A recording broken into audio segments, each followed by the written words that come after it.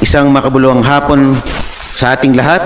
Ako po ay bumoboto ng no sa committee report na ito dahil sa pasya ng komite na gawing mahirap para sa ordinaryong mamamayan ang proseso ng impeachment. I vote no on this committee report. Bumoto po tayo ng no dahil nakapaloob sa impeachment complaint na aming inendorso ang buong katotohanan na Tumanggap si Pangulong Marcos Jr. Na papasok ang hindi bababa sa 100 bilyong pisong halaga. Madam Speaker, bumoboto ang kabataan ng no. Hindi mabubura ang nangyaring pagboto ng Kamara ang mga pagdududa. Lalo lang nitong paparamihin ang mga tanong. It does not protect credibility. It weakens it. It does not clear the President's name. Ang boto ng Gabriela Women's Party ay no sa House Resolution number 746. Naninindigan ang kinatawang ito na ang Masa et al. Complaint ay sufficient in substance. The Honorable Rene Luisco has 2 minutes to explain her vote. Thank you, Madam Speaker. Madam Speaker, bumoboto ang kabataan ng no sa House Resolution number 746 na nagpapanukalang ibasura ang impeachment complaint laban kay Pangulong Bongbong Marcos Jr.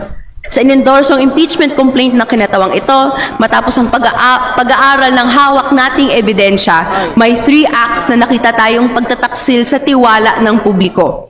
Una, ang pagbuo at pagpapatupad ng iskema ng korupsyon sa anyo ng BBM parametric formula bilang opisyal na mekanismo ng alokasyon ng pondo para sa flood control projects at iba pang infrastructure projects na pabor sa interes ng leadership.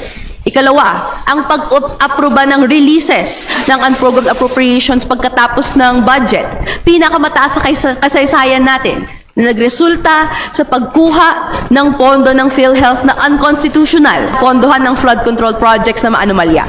Ikatlo, direktang iniutos at tumanggap si Pangulong Marcos Jr.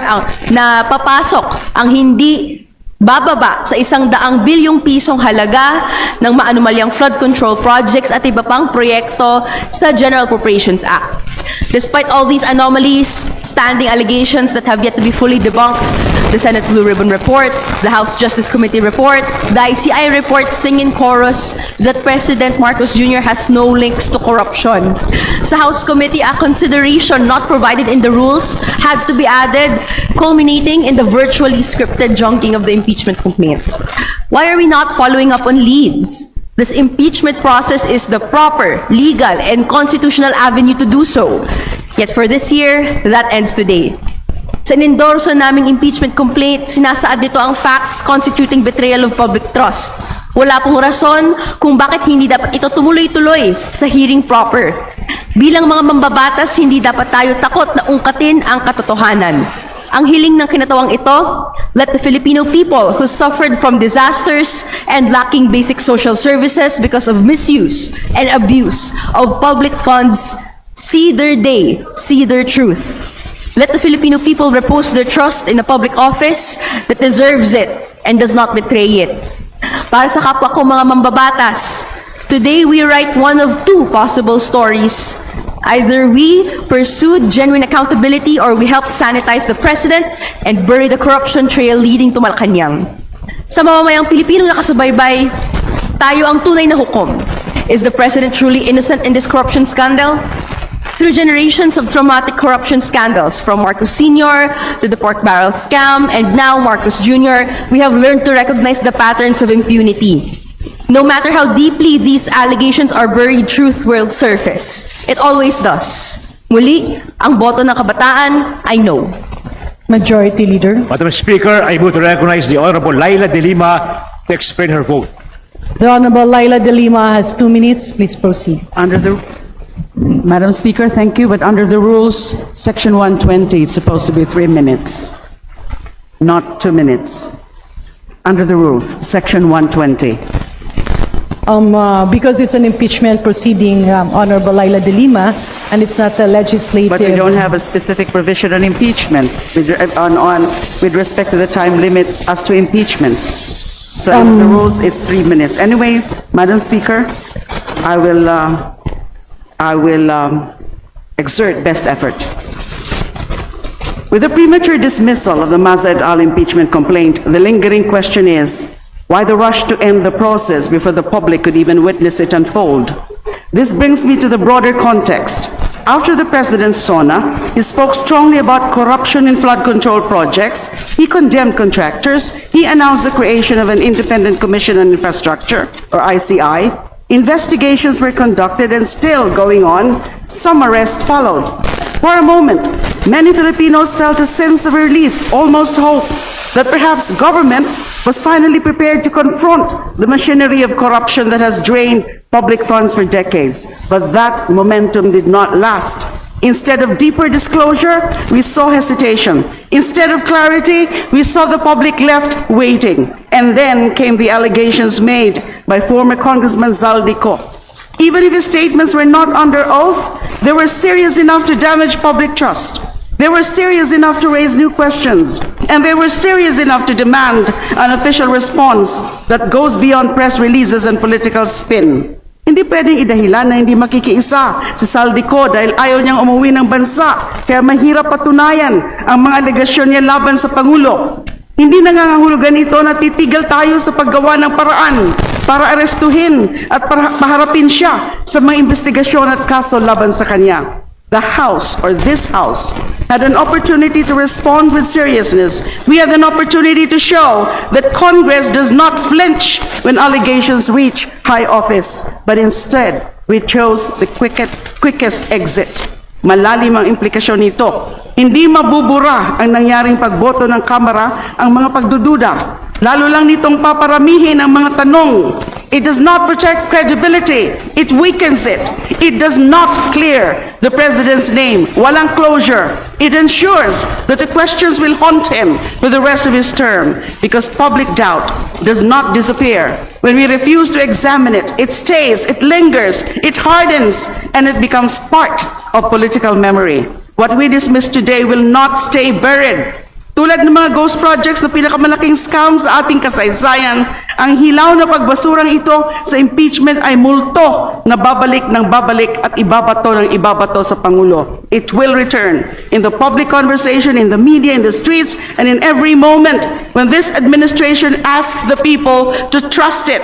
Maganda ba ito para sa administrasyon at lalo na para sa ating bansa? Madam Speaker, I voted no because I believe accountability should never be treated as an inconvenience. I voted no because our people deserve better than silence dressed up as procedure. And I voted no because I refuse to be part of a decision that will be read, rightly or wrongly, as fear. Kung inosente ang Pangulo, pinakamainam na dumaan siya sa tamang proseso na magpapatunay nito sa paraang kumpleto at hayagan. Sa halip, pinili ng Kamara na ibasura agad ito. Nang dumating ang mabibigat na paratang laban sa Pangulo, yumuko at pinalampas lang ito ng Kamara. Is this the legacy we want to define this House? That's why, Madam Speaker, I voted no. Thank you very much, Honorable Laila de Lima, Majority Leader. Madam Speaker, I move to recognize the Honorable Sara Jean Elago to explain her vote. The Honorable Elago has 2 minutes. Please proceed. Ang boto ng the Briella Women's Party ay no sa House Resolution number 746. Naninindigan ang kinatawang ito na ang Masa et al. Complaint ay sufficient in substance. It is clear in the House Rules of Procedure in Impeachment Proceedings that the requirement of sufficiency in substance is met if there is a recital of facts constituting the offense charged and determinative of the jurisdiction of the committee. Malinaw na inilahad ng Masa et al. Complaint ang mga impeachable acts ng Pangulo at kung naging betrayal of public trust. Una, ginamit ang baseline balance managed parametric formula upang pamahalaan at kontrolin ang pamamahagi ng bilyong pondo para sa flood control at infrastructure projects. Ang formula na ito ang nagbigay daan sa sistema ng allocables kung saan pinapayagan ang mga mambabatas at iba pang government officials na pumili ng mga proyekto batay sa naaprubahan na budget. Tiniyak ng formula na ito na may kickback mula sa mga malalaking proyekto ng gobyerno. Pangalawa, tanging ang Pangulo lamang ang may kapangyarihang maglabas ng unprogrammed appropriations at inabuso niya ito. Inilaan niya ang 213.8 billion standby funds, kabilang ang 111 billion na napunta sa flood control projects upang pondohan ang mga proyektong napili ng priorities of leaders. Pangatlo, personal at direktang inutos ng Pangulo ang insertion ng at least 100 billion na flood control at iba pang infrastructure projects sa 2025 General Appropriations Act. Kaugnay dito, may tatlong magkakahiwalay na ebidensya ang direktang nag-uugnay sa Pangulo sa kickback schemes. Matapos masiwalat ang mga anomalies sa corruption, hindi pa rin winakasan ang pork barrel system ng allocables, hindi inalis ang unprogrammed appropriations sa GAA, at wala pa rin investigasyong nagaganap sa lahat ng mga sangkot na opisyal. Nakakadismaya na hindi nakita ng mayorya na sufficient in substance ang Masa et al. Complaint sa kabila ng malinaw na paglalahad ng impeachable acts ng Pangulo at kung bakit ito betrayal of public trust. May sapat na ebidensya at batayan para magkaroon ng investigasyon na may kinalaman ang Pangulo sa bilyong-bilyong pangurakot sa ating bansa. Ito ang tama sanang pagkakataon upang ipakita na walang sino man, kahit ang pinakamataas na opisyal ng bansa, ang nakakaligtas sa pananagutan pagdating sa korupsyon. Kaya Madam Speaker, nais ng taong bayan na pagbabago sa bulok na sistema, nais ng mamamayang Pilipino ng tiyak na pananagutan mula sa mga nagnakaw at patuloy na nagnanakaw sa kaban ng bayan.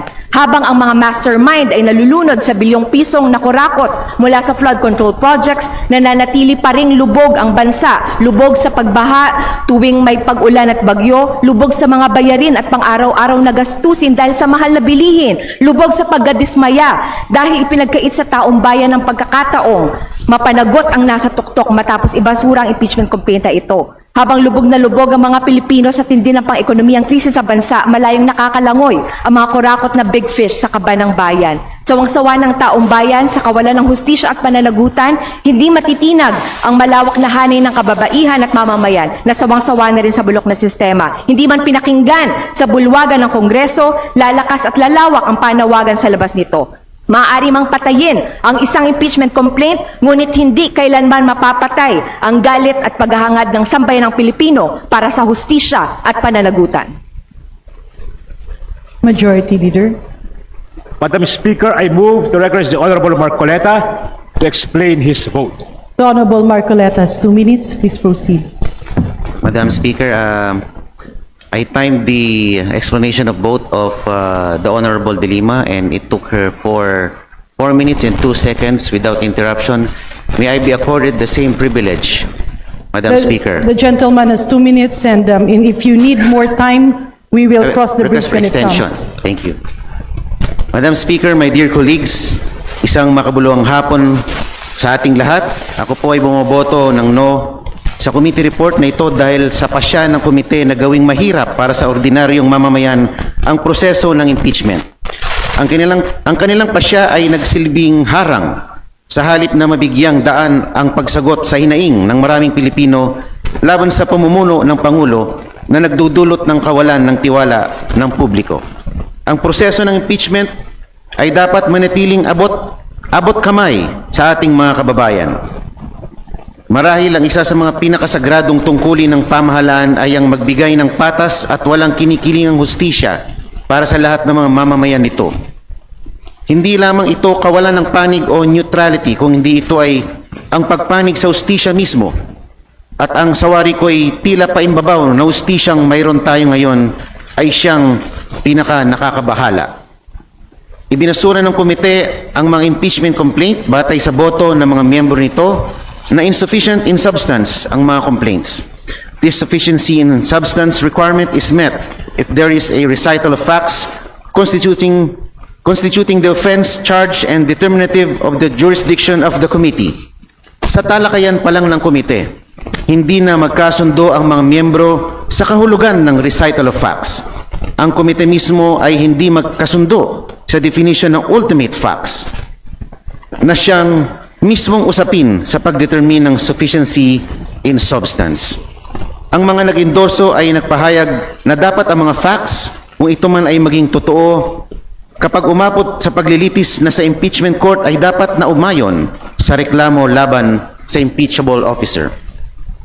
Unfortunately, this line drawn from the discussions reflected a difference in understanding among the members of the Committee on Justice. Mas mainam na sa impeachment court sa Senado, timbangin ang katotohanan at kabuuan ng ebidensya, hindi sa Justice Committee. masyadong mataas ang requirement na hinihingi ng komite. Hinahilin tulad ng komite sa isang legal proceeding ang paghahanap ng statement of facts. Ang naiwang tanong sa usaping ito ay kung in-apply nga ba ng komite ang tamang threshold o standard nung idineklarang hindi sufficient in substance ang mga complaints. Isinantabi ng komite ang mga complaints at kaakibat nito ay isinantabi nila ang pagiging political process ng impeachment na dapat bukas sa lahat sa mga abogado at hindi abogado. Ang pasya ng komite ay walang pagpapahalaga sa tawag ng ordinaryong mamamayan para sa pagpapanagot sa mga public officers. Colleagues, Article 11 of the Constitution vests in this House the solemn duty and the exclusive power to initiate impeachment. That power is not to protect any person. It is to protect the Republic. It is to ensure that when serious charges are pleaded with a factual recital, the constitutional process moves forward to the proper forum where truth can be tested with due process. Let us not adopt a dismissal built on the wrong threshold and let the constitutional process proceed in the matter the Constitution and our own rules command. With this, I vote no on this committee report. Maraming salamat po, Ginang Speaker. Majority Leader. Madam Speaker, I move to recognize the Honorable Antonio Tino to explain his vote. The Honorable Tino has 2 minutes. Please proceed.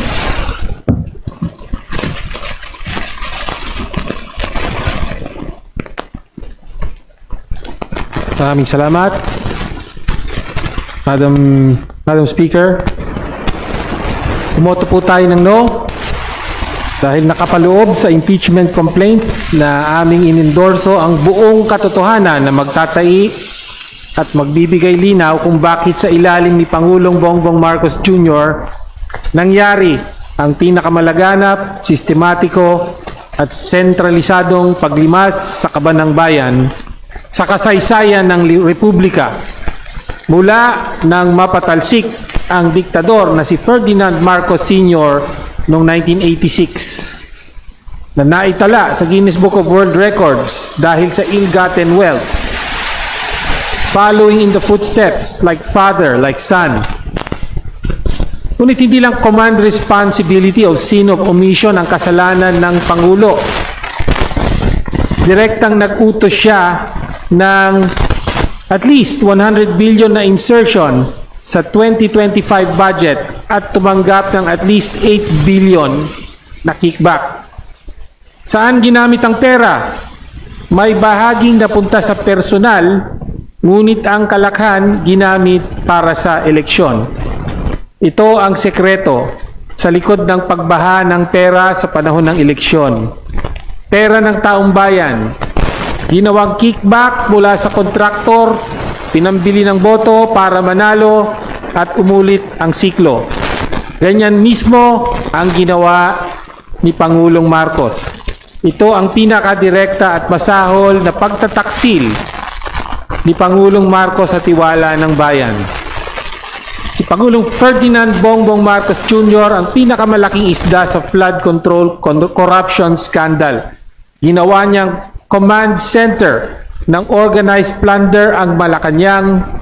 Inagaw niya ang pondo para sa kalusugan ng mamamayan para dalhin sa kickback ng ilan at direktang nag-utos ng 100 bilyong pisong insertion para tumanggap ng kickback. Malubhang pag-abuso ito sa kapangyarihan ng pagkapangulo at pagtaksil sa tiwalang ipinagkaloob sa kanya ng mga Pilipino.